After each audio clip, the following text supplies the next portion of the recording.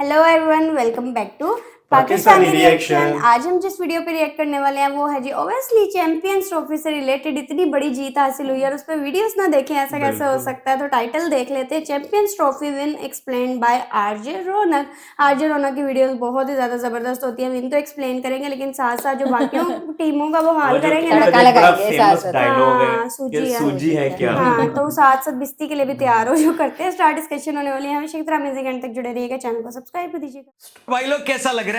ले रहे हो मौज टीम इंडिया की जीत की? हाइलाइट्स देख देख कर टीवी घिस डाला, नहीं घिस डाला? टीम इंडिया की सेलिब्रेशन के सारे वीडियोस देख लिए होंगे आपने।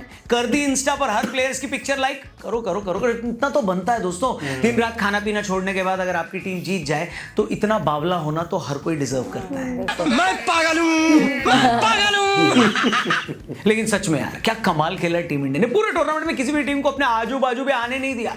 लोग बोल रहे हैं कि मैच टाइट था। कहां टाइट था भाई? जो टाइट था वो मैच नहीं था, तुम्हारा पेट था जो तुमने मैच के दौरान चखना खा खा के टाइट कर लिया था।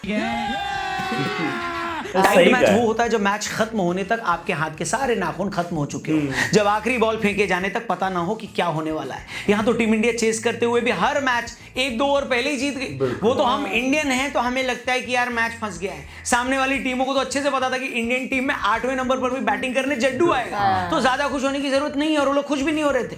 इंडियन टीम की बैटिंग का कमाल देखो। जब ऑस्ट्रेलिया ने सेमीफाइनल में पहले बैटिंग करते हुए 264 बनाए तो कमेंटेटर ये बोल बोल कर डरा रहे थे कि ये ऑस्ट्रेलिया ने बहुत बढ़िया रन बना लिए हैं, ये तो 250 की पिच थी। फिर जब इंडिया वालों ने कूटना शुरू किया तो इन्हें लगा नहीं नहीं नहीं 250 की नहीं, ये 290 की पिच थी। जब टीम इंडिया ने लीग मैच में 250 रन बनाकर न्यूजीलैंड को 40 रन से हरा दिया तब भी ये लोग बोल रहे थे कि ये तो 250 की पिच नहीं है, ये तो उससे भी कम है। और कल जब फाइनल में न्यूजीलैंड 250 बनाकर हार गई तो ये बोलने लगे फिर से कि ये 280 की पिच थी। क्या चाहते हो?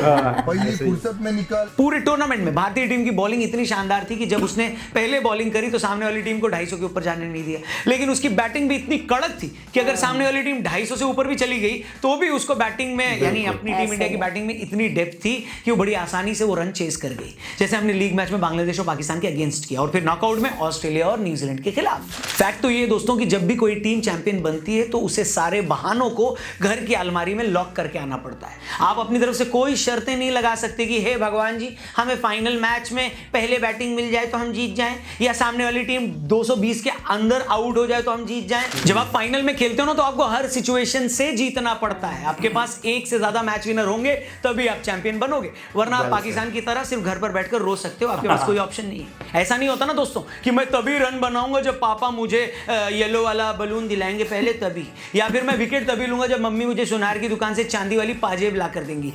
ये पाकिस्तानी ना ऐसे ही रोना रोते रहते। तभी देखो 10 दिन पहले ही टूर्नामेंट से बाहर होकर अपने ही घर में हो रहे टूर्नामेंट में अपनी इज्जत का तमाशा देख रहे हैं। पाकिस्तान को गोली मारो। अभी तो टीम इंडिया की जीत हुई है और टीम इंडिया की जीत की इसी खुशी में आपको बढ़िया से प्रॉफिट कमाने की अपॉर्चुनिटी के बारे में बताता हूं जो आप आसानी से घर बैठे बैठे कमा सकते हो। जी हां, मैं बात कर रहा हूं बिनोमो की। बिनोमो में सिर्फ छोटी सी अमाउंट लगाकर कैसे हम अच्छा प्रॉफिट अर्न कर सकते हैं ये मैं आपको बताता हूं। सबसे पहले बिनोमो में रजिस्ट्रेशन करो, 15 सेकंड में हो जाएगा। मैंने अपना पहला डिपॉजिट 3000 का किया, दिन में 2-3 बार ट्रेडिंग शुरू करी। अब मैं आपको दिखाता हूं कि ये काम कैसे करता है। आप मेरे पीछे रिपीट कर सकते हो। ये देखो इतने कम टाइम में इतने अच्छे अमाउंट का प्रॉफिट हो गया है और इसे आसानी से हम विड्रॉ भी कर सकते हैं। बस ऐसे ही यहां पर आपको चार्ट देखना होता है, ट्रेड अप या डाउन करना होता है और इससे आपको आपकी ट्रेड अमाउंट का 90% तक प्रॉफिट मिल सकता है। बिनोमो वीआईपी बनने के भी कई फायदे कुछ मैं आपको बताता हूं। आपको एडवांस वीआईपी ऐप पे स्पेशल फीचर्स मिलेंगे जैसे scalp pro indicator and drawing tools, call back from your personal manager, trading on 3 asset simultaneously और ऐसे कई फायदे हैं वीआईपी बनने के। डिस्क्रिप्शन में लिंक दिया है, तुरंत से उस पर क्लिक करो और बिनोमो पर जब चाहो तब ट्रेडिंग का मजा उठाओ। वीडियो में आगे आओ। तो भाई लोग टीम इंडिया 8 महीने में लगातार दूसरा आईसीसी टूर्नामेंट जीत गई है। पिछले 3 आईसीसी इवेंट में टीम इंडिया ने 23 में से अपने 22 मैच जीते हैं। बस एक मैच हम लोग हारे थे, वो था 50 ओवर वर्ल्ड कप का फाइनल। और कोई भी टीम जो इतना कंसिस्टेंटली दूसरी टीमों को पेल रही होती है ना तो वो ऐसे ही नहीं हो जाता। मगर इधर मैं देख रहा हूं कि पाकिस्तान से मच्छरों की एक पूरी फौज इस बात पर छाती कूट रही है कि टीम इंडिया तो एक ही वेन्यू पर खेल रही थी और इसी बात का उन्हें फायदा हुआ। ऐसे ही लोगों के लिए अर्नब गोस्वामी ने कहा है, क्या कहा है? कुछ भी इंडिया की छोड़ो, पहले तुम लोग ये बताओ पाकिस्तानियों, खेल तो तुम अपने ही घर में रहे थे, होम कंडीशन का फायदा तो तुम्हारे पास भी था। जिस न्यूजीलैंड को हमने दुबई में एक हफ्ते में 2 बार हराया उसी न्यूजीलैंड से तुम अपने घर में 3-3 बार हार गए, एक भी मैच नहीं जीत पाए। चैंपियंस ट्रॉफी से पहले ट्राई नेशन टूर्नामेंट में तुम 2 बार न्यूजीलैंड से अपनी ऐसी तैसी करा चुके हो और फिर चैंपियंस ट्रॉफी में भी उनके हाथों जलील हुए हो। इसलिए तुम्हारे जैसे लोग तो होम एडवांटेज की बात मत ही करो तो ही अच्छा है। दूसरी बात, जब कोई टीम लगातार पूरी दुनिया में जीत रही हो तब भी उचक्कों जैसी बातें नहीं करनी चाहिए। यही टीम इंडिया तो अमेरिका और वेस्ट इंडीज में भी T20 वर्ल्ड कप जीत कर आई थी। जैसे तुम भी वहां खेले थे वैसे हम भी वहां खेले थे। क्या उखाड़ लिया तब तुम? हम तो खेले ही नहीं कर थे। दिया, बहफूजल कर दिया, लिटा दिया, घुसा दिया।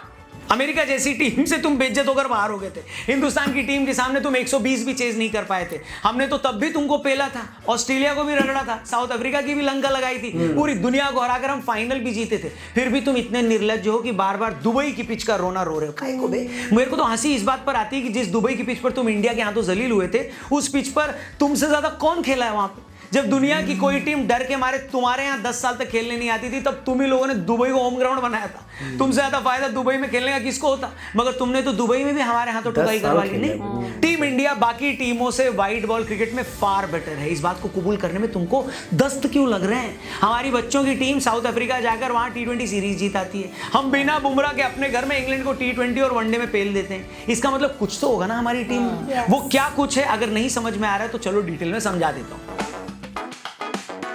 है तो लेजेंड हुई है सारे। टीम इंडिया की सबसे बड़ी ताकत यह है कि उसके पास 11 प्लेयर नहीं 11 मैच विनर हैं। वो जमाने गए जब टीम इंडिया अकेले तेंदुलकर का मुंह ताकती थी या धोनी और कोहली मैच जिता दें ऐसा सोचती थी। आज इस टीम में हर प्लेयर मैच जिताने में कैपेबल है।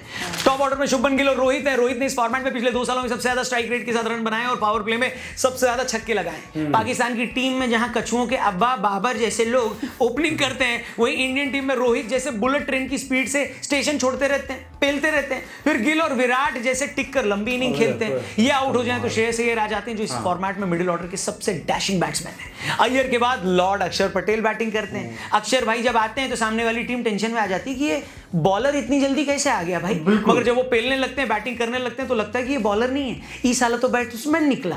और जब तक अक्षर की गुत्थी सुलझती है तब तक वो 50-60 की पार्टनरशिप कर चुके होते हैं। अक्षर के बाद KL राहुल आ जाते हैं, जिनकी इस फॉर्मेट में 49 की एवरेज है। चैंपियंस ट्रॉफी में भी उन्होंने 5 में से 3 मैचों में लास्ट में नॉट आउट रहकर हमको जिताया। KL के बाद एटीट्यूड और टैलेंट के बादशाह हार्दिक पांड्या आते हैं, जिनका कॉन्फिडेंस देखकर तो डोनाल्ड ट्रंप भी घबरा जाए। ट्रंप को भी लगने लगता है कि साला अमेरिका का राष्ट्रपति तो मैं हूं और एटीट्यूड इसमें मुझसे ज्यादा है। बात तो सही है। मतलब जब एंड में सामने वाली टीम ये सोच रही होती है कि अब 30-40 रन का गैप हो गया है, इंडिया को फंसा लेंगे, तभी हार्दिक भाई सिर्फ 8-10 गेंदों में ही मामला क्या कर देते हैं राहुल जी, खत्म। और हार्दिक भाई फिनिश न कर पाए तो फिर आते हैं जड्डू भाई।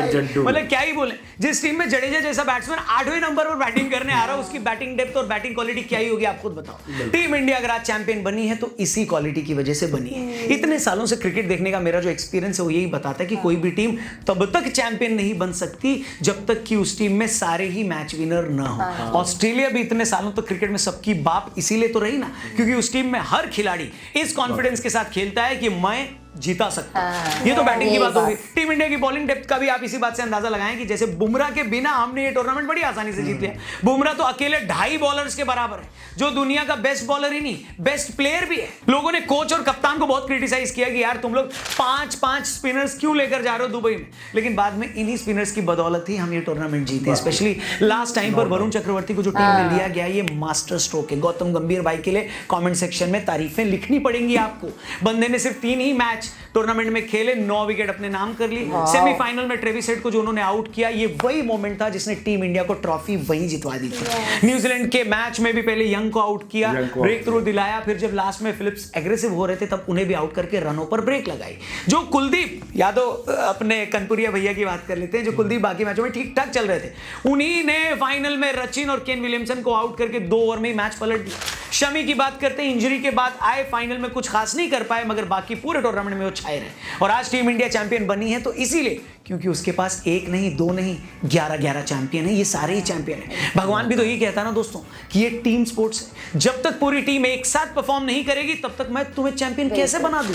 मगर इन सब के बीच मुझे बार बार पाकिस्तान की हालत देखकर हंसी आ जाती है। मुझे नहीं लगता कि अपने वजूद में आने के बाद पिछले 75 सालों में पाकिस्तान कभी इतना जलील हुआ होगा। आप सोचिए, पाकिस्तान टूर्नामेंट का होस्ट था और भारत ने बिना पाकिस्तान गए ये ट्रॉफी जीत ली।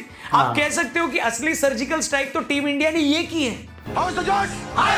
ऊपर से जब टीम इंडिया को विनर की ट्रॉफी दी गई तब भी पीसीबी का कोई अधिकारी वहां नहीं था। मतलब पीसीबी टूर्नामेंट का होस्ट था और पीसीबी का ही कोई बंदा लास्ट टाइम पर नहीं था। ये तो वही बात होगी कि कन्यादान के टाइम दुल्हन का पिता ही गायब हो गया। नहीं, पाकिस्तान का कोई भी नुमाइंदा यहाँ पे नहीं खड़ा था। ये बात मेरी समझ से बाहर है। लेकिन अगर पीसीबी वाले इस खुंदक में दुबई नहीं आए कि हम दुबई आकर टीम इंडिया को ट्रॉफी क्यों दें, ये तो शर्म की बात है। लेकिन अगर आईसीसी ने ही उन्हें नहीं बुलाया, जिसकी उम्मीद कम है, तो ये पीसीबी के लिए और ज्यादा बेइज्जती की बात है। बताओ, गजब बेइज्जती है। मतलब जिस टूर्नामेंट को कराने के लिए पाकिस्तान ने 1000 करोड़ रुपए लगा दिए, पता नहीं किस किस से कर्जा लेकर इन लोगों ने टूर्नामेंट कराया था, मगर इस टूर्नामेंट का फाइनल ना इनके यहाँ हुआ और ना इनकी टीम एक को मैच जीत पाई। ऊपर से फाइनल भी वो मुल्क जीत गया जिसका नाम सुनते ही इनके शरीर के सभी छेदों से काला धुआं निकलने लगता है। तुमसे ना हो पाएगा। मतलब ये लोग इतने बड़े वाले हैं ना कि खुद पाकिस्तान का प्रधानमंत्री शहबाज शरीफ अपनी टीम को स्पेशली इंडिया का नाम लेकर ये बोल रहा था कि तुम लोग हिंदुस्तान को जरूर हरा कर आना। मतलब खुद शहबाज शरीफ से 250 ग्राम मटर तो छीली नहीं जाती और अपनी पैदल टीम को बोल रहे कि हिंदुस्तान को हरा के आना। ये इम्पॉसिबल। आज जीतेंगे। अबे रोस्टेड संतरे, कोई टास्क देने से पहले अपनी टीम की हालत तो देख लो मियां। Useless fellow. कुल मिलाकर इस चैंपियंस ट्रॉफी में पाकिस्तान की जितनी बेइज्जती हो सकती थी वो हुई है, इनफैक्ट उससे ज्यादा हुई है। और इंडिया के लिए चैंपियंस ट्रॉफी जितनी अच्छी साबित हो सकती थी वो भी साबित हुई है। सच में कलेजे को तो ठंडक पड़ गई। और आप मेरी तरह अगर आपके भी कलेजे को ऐसी ठंडक पड़ी है तो कमेंट करके जरूर बताना कि कितना मजा आया। डिस्क्रिप्शन में एक लिंक दिया है, और ज्यादा मजा आ जाएगा, उस पर क्लिक करके बिनोमो को डाउनलोड जरूर करना, क्योंकि क्या पता ट्रेडिंग आपकी किस्मत बदल दे। वीडियो पसंद आई हो तो अपने दोस्तों से इसे जरूर शेयर करना और चैनल को सब्सक्राइब करके जाना। Thank you for watching. जय हिंद, हर हर महादेव। हाँ, वैसे मैं ना एक्सपेक्ट यही कर रहा था कि पाकिस्तान की तो लाजिम लेंगे यार। मतलब पाकिस्तानी क्रिकेट टीम बहुत ही घटिया हो गई हुई है कि वो जो एक वो एक्सक्यूज वो कर रहे हैं कि होम ग्राउंड का उनको एडवांटेज है, वो ट्रैवल नहीं कर रहे। बट मैंने ना उनका वो ड्राफ्ट देखा था, बिल्कुल अगर इंडिया पाकिस्तान में आ जाता खेलता तो इंडिया के सारे मैच लाहौर में होने थे।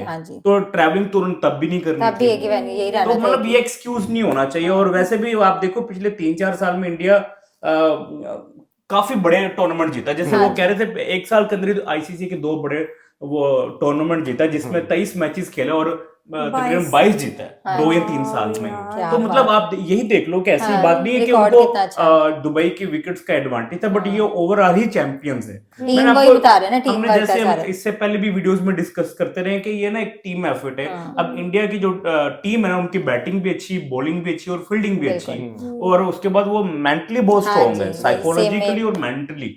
तो अच्छा, वो देखें एग्रेसिव खेलते हैं। और जैसे वो बता रहे थे ना कि वो कमेंटेटर कह रहे थे तो 250 दिन पिच में अगर इंडिया ने इतना कर लिया तो वो कम हो सकता है, उनको इतना करना चाहिए। इंडिया ने अगर वो ज्यादा कर लिया तो नहीं, उससे ज्यादा होना चाहिए था। तो देखो अब जिस टीम ने चेज करना था वो उतना भी नहीं कर पाई। मोस्टली तो मैचेस में इंडिया ने ही चेज किया, बट दूसरी टीम में ऐसा नहीं लगा कि बड़ा टफ मैच चला हो। आप देखो कि मैच ऐसा नहीं था कि जैसे वो आरजे रौनक भी कह रहे हैं कि आखिरी ओवर तक नहीं गया, 2-2 3-3 ओवर पहले ही मैच जीता है।